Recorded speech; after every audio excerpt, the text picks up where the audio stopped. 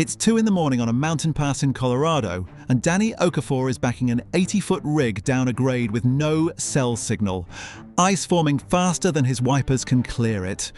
No second driver in the bunk behind him. No convoy of trucks watching his taillights. Just him, a truck worth $200,000, and 11 hours on the clock before federal law forces him to stop.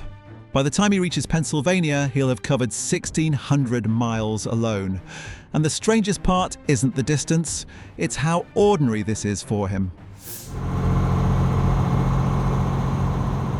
Most drivers picture solo, long-haul trucking as one long, straight highway. Cruise control set, radio on, miles ticking away like a movie montage. That's not close to what it actually is. It's a job built entirely around a countdown that never stops, run by a person who has to be their own navigator, their own mechanic, their own security guard, and their own emergency room. Sometimes all in the same hour. Start with the easiest part of the trip, because even the easy part isn't easy. Federal rules say a driver can be behind the wheel for 11 hours after 10 straight hours off duty, inside a 14-hour window that starts the moment they clock on, not the moment they start driving. That 14-hour window doesn't pause for a bathroom break, a scale house line, or a shipper who takes 90 minutes to load a trailer that was supposed to take 20. Danny explained it to me simply. You're not driving against the road. You're driving against a clock that started running before you even left the yard. Burn 2 hours waiting at a dock in Denver, and you've lost 2 hours of driving time you will never get back that day, no matter how badly you need them. So the trip gets planned in reverse. 1,600 miles split across days that can only ever hold 11 hours of actual movement means the math is unforgiving from the first mile. Danny needs roughly 4 full driving days to make Pennsylvania, and every one of those days has to end with him finding a legal parking spot before his clock runs out, not after. That sounds simple until you learn there are more truck drivers on the road tonight than there are parking spaces built for them. A recent federal review found the country is short by tens of thousands of truck parking spots, which means a driver with 40 minutes left on his clock might spend all 40 of them just hunting for somewhere legal to stop. That's the first real threat. It doesn't come from the road, it comes from a parking lot. Pull in 5 minutes too late to a truck stop outside Salina, Kansas, and every spot is already taken by drivers who got there first. Now you're choosing between running the clock past its legal limit, which can trigger a fine and a mark against your safety record that follows you for 2 years, or parking somewhere that isn't meant for a loaded 18-wheeler like the shoulder of an off-ramp. Danny told me he slept in gas station lots, church parking lots, and once a closed way station because midnight came and there was nowhere else.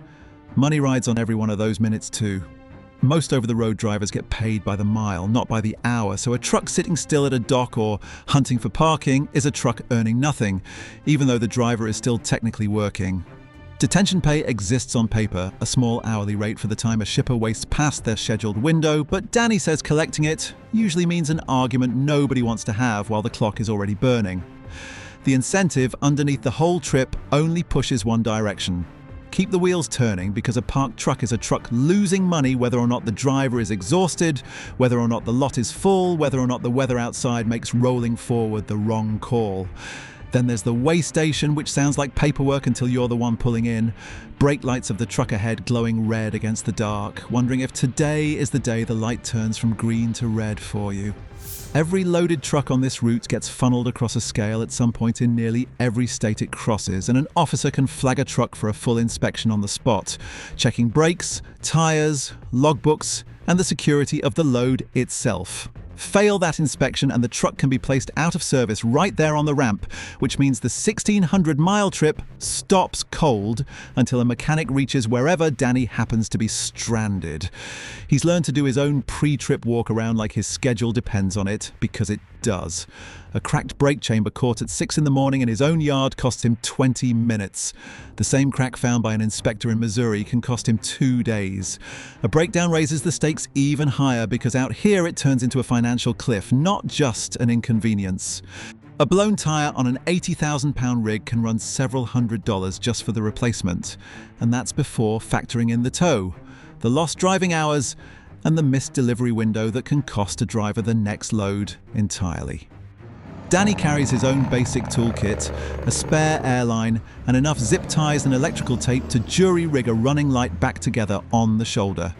Not because he wants to play mechanic on the side of I-70, but because waiting 4 hours for roadside assistance in a stretch of Kansas with no cell coverage can turn a 15-minute fix into an entire lost day. Every mile of this trip, he's calculating not just how far he has left to go, but how much a single bad part could cost him if it fails in the wrong place. Climb the ladder a little higher and you hit the part of the drive that actually built Danny's reputation among other drivers: the mountains. Leaving Colorado on this route means going through the Eisenhower Tunnel, which sits over 11,000 feet above sea level, the highest point on the entire interstate highway system. On the other side waits Vail Pass, a stretch so steep that runaway truck ramps are built directly into the mountainside for rigs that lose their brakes on the descent. A loaded trailer coming down that grade can pick up speed fast enough to overheat brakes within a few minutes if a driver rides them instead of gearing down, and a driver who misjudges that grade doesn't get a second attempt. Danny downshifts before he even sees the top of the descent. By the time you can see it, you're already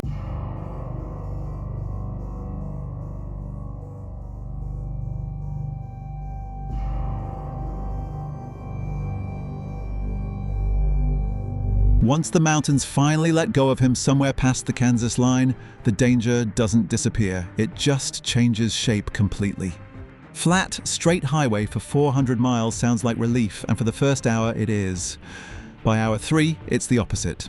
Nothing to react to means nothing to keep the brain sharp, and Danny says the plain stretch of this run has cost him more close calls than any mountain pass ever has, because a deer stepping out of a ditch at 70 miles an hour gives a driver less than 2 seconds to respond. 2 seconds spent zoning out on a road with nothing to look at is exactly how those close calls happen. Boredom is its own hazard. Nobody puts up a warning sign for it. Somewhere through Missouri and Illinois, the drive turns into a string of toll booths and construction zones squeezed down to a single lane. And this is where Danny says a driver's patience gets tested in a completely different way than the mountains ever tested his nerve. A construction flagger holding a loaded rig for 20 minutes doesn't feel dangerous. It just quietly eats into the 14-hour window Danny can't get back. The same window that decided how many miles he could safely cover today. By the time he crosses into Ohio, he's recalculating his stops for the 3rd time since breakfast, because the plan he made in Colorado has already changed twice.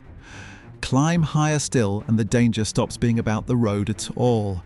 It starts being about everything Danny left behind to be on it. He missed his daughter's school recital the week before this trip started, watched it over a video his wife sent from the parking lot because there was no cell signal where he was parked that night. Relationships back home run on a schedule the road doesn't respect, and Danny told me the hardest math on this entire route has nothing to do with mileage. It's figuring out how many more days like this one a marriage can absorb before something has to give. Solo drivers report loneliness and family strain at some of the highest rates tracked in the profession, and Danny doesn't need a study to tell him that. He's living inside the number. Weather turns that mountain math into something much darker, and it happens before he's even done with Colorado.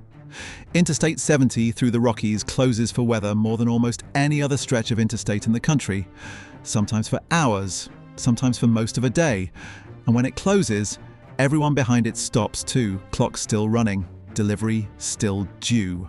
Danny described sitting stopped in a line of trucks during a whiteout, watching his legal driving hours burn away while his truck didn't move an inch, knowing that when traffic finally opened back up, he'd have less time left to drive than he had miles left to cover. That's the trade nobody talks about. The mountains don't just threaten the truck, they threaten the schedule that everything else depends on. Now go higher still, because the ladder isn't finished, and the next rung is the one that scares even experienced drivers. Forget the grade. The real danger is the ice sitting on top of it. A loaded semi can weigh over 70,000 pounds, and on black ice that same weight becomes a liability instead of an advantage, because momentum doesn't care about intentions. Jackknife accidents, where the trailer swings around and folds against the cab, happen most often exactly here on downhill grades in freezing conditions, exactly where Danny spends entire nights of his route. There's no second driver to tap out and take over when the roads turn bad. No partner to say pull over. I've got a bad feeling about this stretch. The decision to keep going or stop for the night belongs to one person, alone, at altitude, in the dark. That isolation is its own kind of weight, and it climbs the ladder in a way that has nothing to do with weather at all.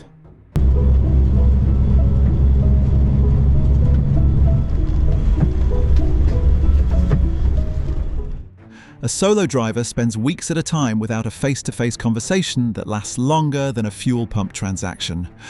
Danny keeps a running voice memo just to hear himself talk through problems out loud, because otherwise entire days pass without him saying a full sentence to another human being.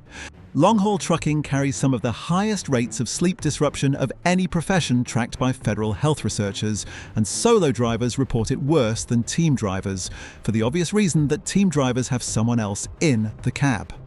Danny has a bunk, a mattress, and 800 more miles before Pennsylvania. Health becomes its own quiet fight on a route this long, mostly because almost nothing about the job is built for it. Meals come from whatever's open at a truck stop at midnight. Sleep comes in a bunk with an idling engine humming through the mattress. Screening programs have flagged sleep apnea in commercial drivers at rates far higher than the general population, largely because a body that never gets real rest starts compensating in ways a driver doesn't always notice until a doctor points it out. Danny carries a blood pressure cuff in his glove box now, checks it at fuel stops the way some drivers check their tire pressure, because he watched a friend from his old company get pulled off the road entirely after a routine physical caught something his body had been hiding for years. Fatigue itself is the rung above that, and it's the one the whole system is technically built to prevent. That doesn't mean it disappears. The 11-hour limit exists because drowsy driving in a fully loaded truck is treated by federal researchers as comparably dangerous to drunk driving. Not close to it in feeling, close to it in outcome. Danny told me the worst hour of any drive is hour 8, not hour 1, not hour 11. Hour 8, when the body has settled into a rhythm just steady enough to lull you, right when a moment of inattention costs the most. He keeps a thermos, keeps the cab cold on purpose, and pulls off the second his eyes start doing the thing he calls the slow blink, because he's watched other drivers wait too long to admit they needed to stop. Here's the rung.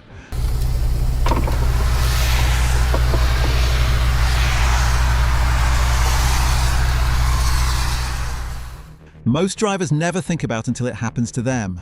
The question of what happens if something goes wrong with him, not the truck. No second driver means no one notices if Danny doesn't answer a call for 6 hours, if he gets sick behind the wheel, or if a stretch of chest pain turns out to be more than heartburn from gas station coffee, 300 miles from the nearest hospital exit.